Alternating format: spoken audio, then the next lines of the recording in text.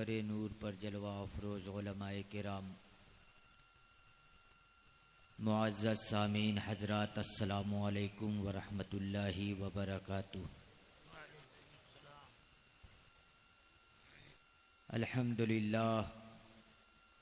अल्हम्दुलिल्लाहि व कफ़ा वस्सलातु वस्सलामु अला इबादिहिल्लज़ीना इस्तफ़ा, खुसूसन अला हबीबिही मुहम्मदिनिल मुस्तफ़ा व अला आलिहि व अस्हाबिहि उली सिद्क़ि वस्सफ़ा। अम्मा बाद, फ़अऊज़ु बिल्लाहि मिनश शैतानिर रजीम, बिस्मिल्लाहिर रहमानिर रहीम। या अय्युहल्लज़ीना आमनुत्तक़ुल्लाह व कूनू मअस सादिक़ीन। सदक़ल्लाहुल अलिय्युल अज़ीम।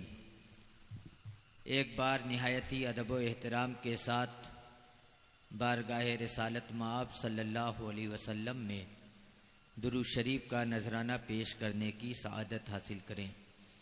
अल्लाहुम्मा सल्लि अला सय्यदना व मौलाना मुहम्मदिन मअदनिल जूदि वल करम व अला आलिहि व अस्हाबिहि व बारिक व सल्लिम। सलातन व सलामन अलैका या रसूल अल्लाह, सलातन व सलामन अलैका या हबीब अल्लाह। रफ़ीकान गिरामी, वालिदे बुजुर्गवार हुजूर मुहद्दिस कबीर मद्दजिल्लहुल आली का ये हुक्म हुआ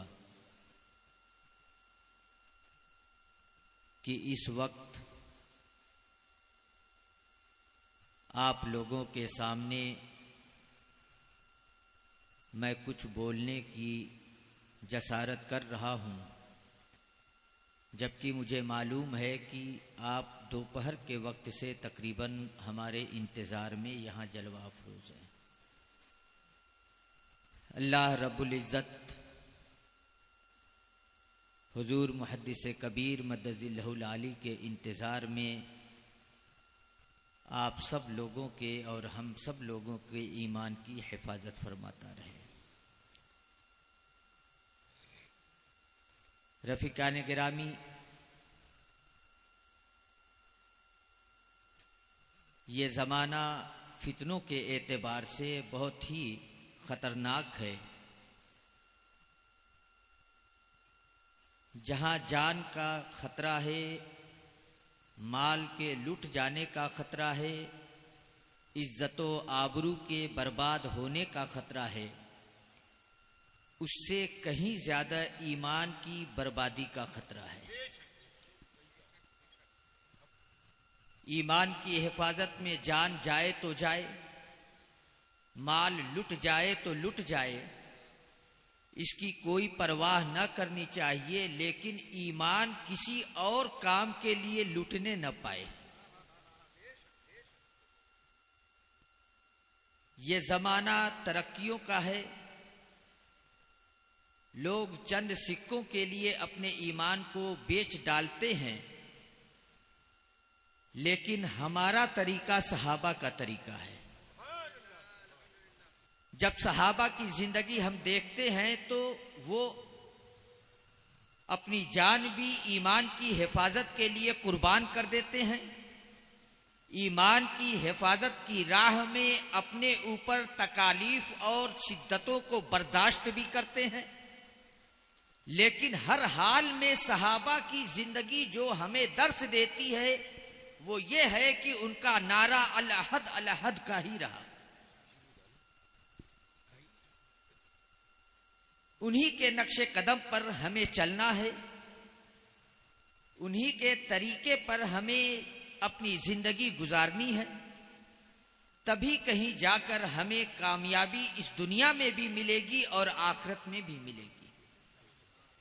इसीलिए रब्बे कायनात ने कुरान पाक में इरशाद फरमाया, या अय्युहल्लज़ीना आमनुत्तक़ुल्लाह, ऐ ईमान वालो अल्लाह से डरो, तकवा और परहेजगारी अख्तियार करो। ये किसी और से अल्लाह ने खिताब नहीं फरमाया है, साहिब ईमान से खिताब फरमाया है। फिक्र जिसको होनी चाहिए वो साहिब ईमान को होनी चाहिए।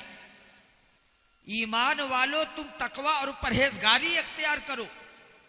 और ये भी सुन लो, न अपने ईमान को इस तरह जानो कि मेरा ईमान इतना कमजोर है कि वहाबी की चाय पीऊंगा तो टूट जाएगा, मेरा ईमान इतना कमजोर है कि बदमजहब से दोस्ती करूंगा तो मैं खत्म हो जाऊंगा। ये सहाबा का तरीका नहीं है। सहाबा का तरीका ये है कि वो बदमजहबों से दूर भी रहते हैं और ऐसे लोगों से मिलने से दूर रहते हैं जिनके मिलने से ईमान पर खराश आती हो। जरा सोचिए, ये टेक्नोलॉजी का जमाना है।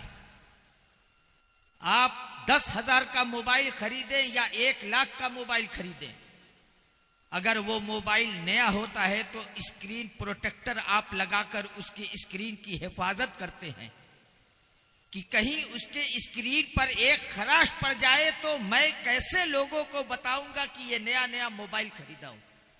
लोग कहेंगे ये तो पुराना है, इस पर खराशें पड़ी हुई हैं।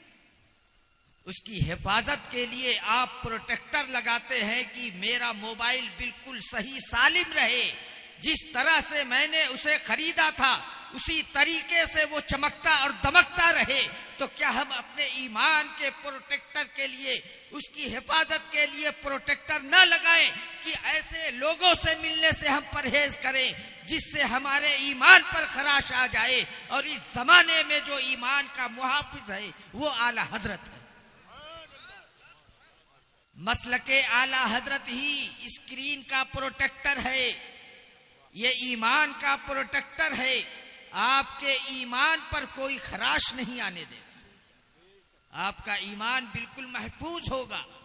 तो ऐ लोगों, ऐ ईमान वालों, तकवा इख्तियार करो और उसके बाद वकूनु मा सादिकीन, सच्चों के साथ हो जाओ। ये क्यों सच्चों के साथ होने का अल्लाह ने हुक्म दिया है? ये इसलिए दिया है कि ईमान के लुटेरे हर वक्त हर जगह मौजूद हैं। ऐसे भी लुटेरे हैं जिनको तुम देख नहीं पाते हो, वो शैतान हैं। और ऐसे भी लुटेरे हैं जो तुम्हारे साथ चलते फिरते हैं। इसलिए उनके बचने के लिए और ईमान की हिफाजत के लिए, तकवा परहेजगारी की हिफाजत के लिए मेरे महबूब बंदों के दामन में आ जाओ, वो तुम्हारे ईमान की हिफाजत करेंगे। शेख सादी का एक वाकया मुझे याद आ गया। वो कहते हैं कि मैं बाजार से गुजर रहा था, मैंने देखा कि खूबसूरत और हसीन फूलों का एक गुलदस्ता सजाया हुआ है। दुकानदार ने एक खूबसूरत फूलों का गुलदस्ता सजाया है, लेकिन मुझे उस वक्त बड़ी हैरत हुई कि जब मैंने देखा कि उन खूबसूरत फूलों को मामूली घासों से लपेट के बांध दिया गया है। मैंने सोचा ये फूल इस लायक है कि इनको ये दर्जा दिया जाए, ये मकाम दिया जाए, ये खूबसूरत हैं, ये अच्छे लगते हैं, तो इन्हें आला मकाम दिया जाए। लेकिन इन घासों में ऐसी क्या खुसूसियत है जिसकी वजह से माली ने इनको फूलों के कदमों से लपेट दिया है? ये तो मामूली घास है जिनको हम अपने कदमों से रौंद देते हैं, हमारे जानवर इनका चारा बना लिया करते हैं, इन्हें ये फजीलत कहां से मिल गई? कहते हैं मैंने ये सोचा तो मेरे दिल में आवाज आई घास की तरफ से, ऐ सादी, तुम्हें इस बात से ताज्जुब है कि हम मामूली घासों को माली ने ये मकामो मर्तबा क्यों दे दिया? ये फूल तो इस लायक थे कि इन्हें मकामो मर्तबा दे दिया जाए, लेकिन हम मामूली घासों को ये मकामो मर्तबा क्यों मिला है? तो ऐ सादी सुन लो, हम उसी बाग की घासें हैं जिस बाग के ये फूल हैं। हम इन फूलों से मोहब्बत करते थे, तो जब माली ने इन फूलों को ये दर्जा और मकाम अता किया है तो इन फूलों ने हम पर ये करम किया है कि जब हम इनसे मोहब्बत करते थे तो आज इन्हें मकाम दिया गया है, तो इन्होंने हमें अपने कदमों में जगह अता कर दी। फरमाते हैं इससे ये नतीजा निकलता है कि हम गुनहगार से आकार इस लायक नहीं है कि हमें अल्लाह ऊंचे मकाम अता करे। लेकिन जिन नुफूसे कुदसिया से हम मोहब्बत करते हैं, औलिया किराम से मोहब्बत करते हैं, गौसे पाक से मोहब्बत करते हैं, सहाबे किराम से मोहब्बत करते हैं, जब अल्लाह उन्हें क़यामत में आला दर्जा और मकाम अता करेगा तो वो बुजुर्गाने दीन जिनसे हम मोहब्बत करते हैं हमें वो अपने कदमों में रहने के लिए जगह अता करेंगे। वकूनू मअस्सादिकीन, अगर हम नेकोकार नहीं भी होंगे तो गुनहगार हैं, लेकिन वो बुजुर्ग हमारी मगफिरत कराएंगे। जब दुनिया में सच्ची मोहब्बत करेंगे तो उसका सिला आपको कब्र में मिलना है और आखिरत में भी मिलना है। अल्लाह तबारक व तआला हम सबको मसलके आला हजरत पर कायम रखे, हम सब के ईमान की हिफाजत फरमाए। व आखिरु दावाना अनिल हम्दुलिल्लाहि रब्बिल आलमीन। अस्सलाम।